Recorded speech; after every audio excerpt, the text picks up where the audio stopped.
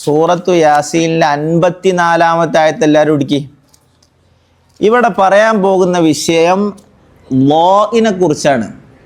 Law എന്ന് പറഞ്ഞാൽ ഹർഫറിലെ നാവിൻ്റെ ഈ തലഭാഗം പല്ലിൻ്റെ മുകളിലെ പല്ലിൻ്റെ അവിടെ കൊണ്ടുപോയിട്ടാണ് അതിൻ്റെ മഖ്റജ് എന്ന് പറഞ്ഞാൽ പുറത്തുനിന്ന് നോക്കിയ നാവ് പുറത്തേക്ക് വരുന്ന കാണാം ലോ പറയുമ്പോൾ. ഇവിടെ സുക്കൂനുള്ള ലോഇനെ പലരും ഓതാറുള്ളത് കൽക്കല പോലെ ഫല്യൗമല തുദ്ലമു എന്നോതും. തുദ്ലമു കേട്ടിട്ടില്ല ഇനി കേട്ടോളൂ, നിങ്ങൾ ശ്രദ്ധിച്ചാൽ മതി. ഫല്യൗമല തുദ്ലമു നഫ്സുൻ തുദ്ലമു അങ്ങനെ ഓതാൻ പാടില്ല. പകരം ലോഇൻ്റെ സിഫാത്ത്പ്പെട്ട ഒന്ന് എന്താണ്? റിഖ്വ്, നടത്തി ഓതേണ്ട അക്ഷരാണ്. അപ്പോൾ ഫല്യൗമല തുദ്ലമു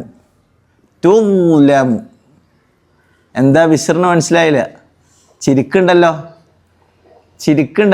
ബിശ്റിന് മൈക്ക് കൊടുക്ക്, ബിശ്ർ ഓതട്ടെ. വേഗം മൈക്ക് പാസ്സായി. ലോഇനെ ഫല്യൗമല തുദ്ലമു എന്ന് ഓതും. ശരിയോ തെറ്റോ? തെറ്റ്. ഉറക്ക മൈക്ക് അടുത്ത് പിടിക്ക്. ശരിയോ തെറ്റോ? തെറ്റ്. ഫല്യൗമല തുദ്ലമു ശരിയോ തെറ്റോ? ശരി. എന്നാ ബിശ്ർ ഒന്ന് ഓത്. ഫല്യൗമല തുദ്ലമു.